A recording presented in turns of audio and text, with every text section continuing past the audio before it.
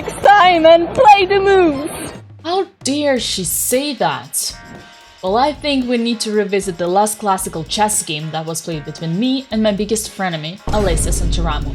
This game was played at the European Club Cup 2018, where I was facing the up-and-coming woman FIDE master Alessia Santeramo from Italy. She was dreaming of becoming a professional chess player, so we shall see what I did.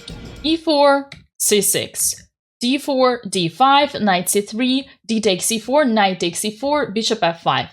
We are entering the main line of Caro-Kann. You all know by now that Caro-Kann is my favorite opening and I play it for black all the time against e4. Knight g3, bishop g6, h4, h6, knight f3, knight d7.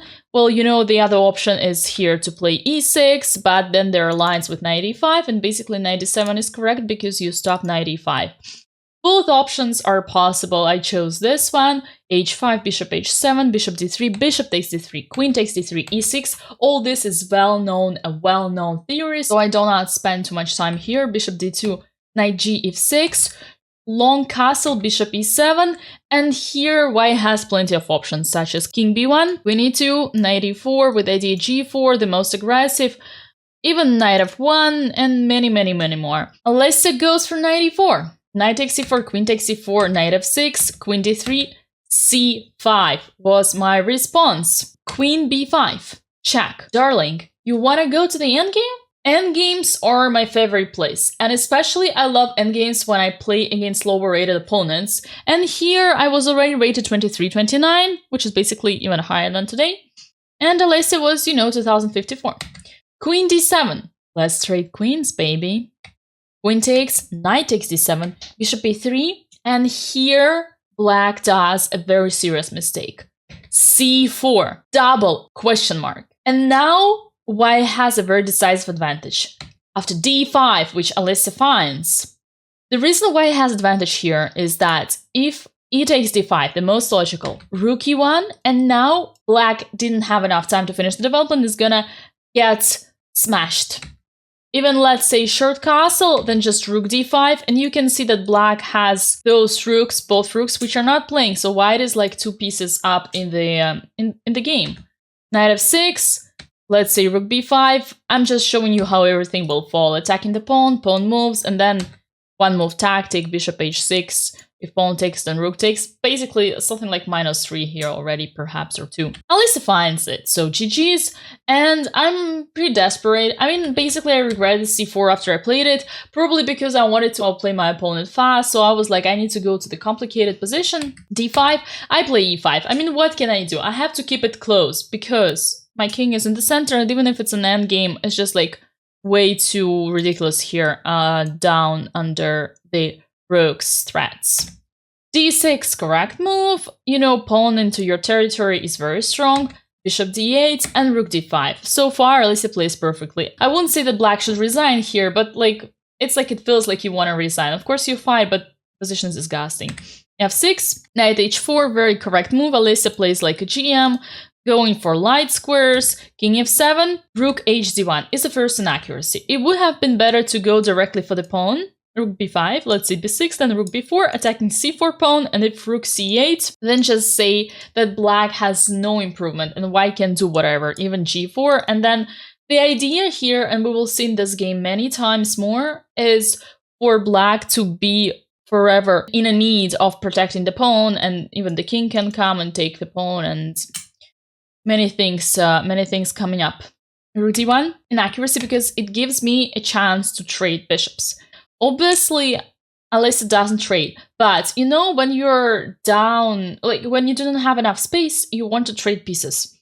This is the right plan, and here, as you can see, because of the pawn on d6, because of the rook on d5, black wants to trade pieces. Knight f5, rook hd8. Black is basically trying to survive. Bishop b6, another inaccuracy for Alessia. Rook b5, again, our old and good idea. And let's say rook c8, then just take, and pawn takes, and rook b4, and again, this pawn will not survive. Once this pawn falls, the whole position of black falls. Alessia goes for bishop b6. You know, little by little, white is decreasing their advantage, which is a good sign, obviously, for me. A takes b6, king b1. And here, black already had a way to equalize by playing rook a5. And then never, ever, ever again, white's rook would be attacking our pawns. I didn't find it. I played rook ac8. Again, you want to ask me how to keep up with the advantage for white? The answer is simple. You go rook b5, and then on rook c5 you have rook b4. And even if you try to protect the pawn, there goes a4. You have to take on a4, and then rook b7. And you know what they say. Rook on the обжорный ряд. Обжорный ряд is like stomach paradise, whatever. Rooks should always go to the opponent's 2nd or 7th, according to what color you play. It's like a rule of thumb. Alessia goes with c3. And finally, I can equalize. Rook c5. Another mistake following from white. Rook takes c5. And now knight c5. Again, d7. Alessia is collapsing. She's throwing her game. You might think, but this pawn is going to the queen, so it would be strong. Like, it's nice. Hell no. This pawn is a dead guy.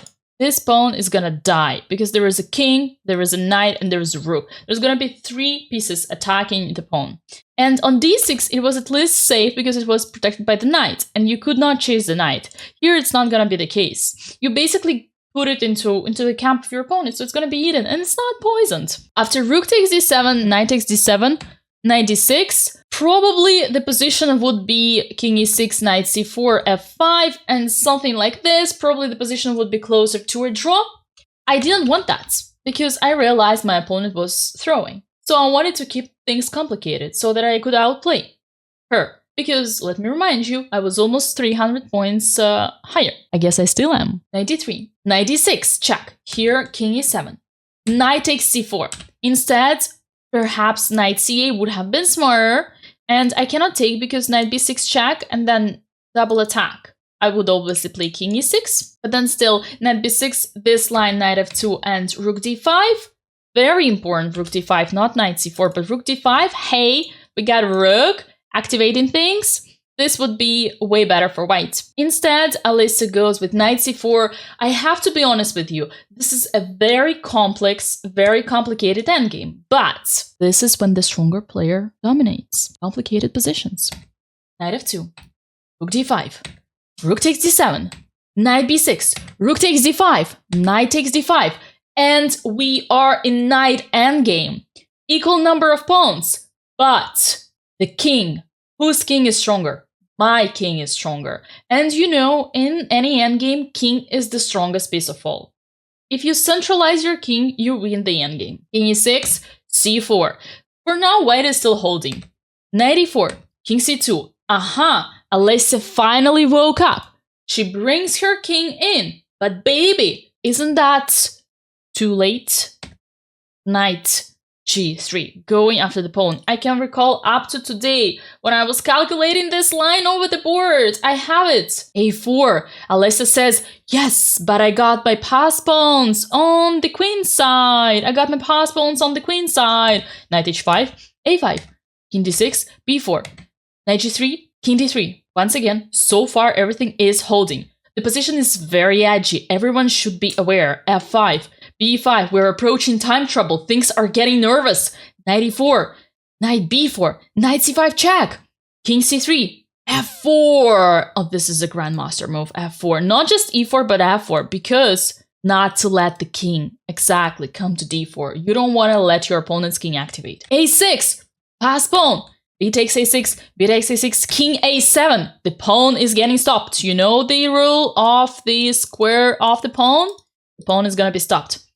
Knight d5 check, king c6, knight e7 check, king b6, give me your pawn.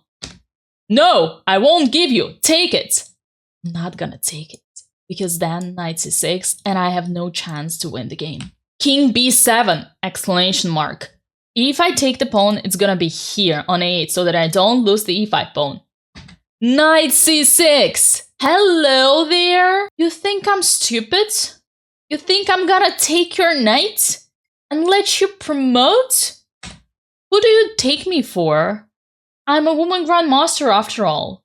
No, I'm going for my queen, e4. Okay, fine, king d4. e3, I'm going after the queen. Knight e5. Knight a4. King d3.